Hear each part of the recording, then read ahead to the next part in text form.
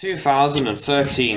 The North Western Railway is also known as the world's largest heritage railway.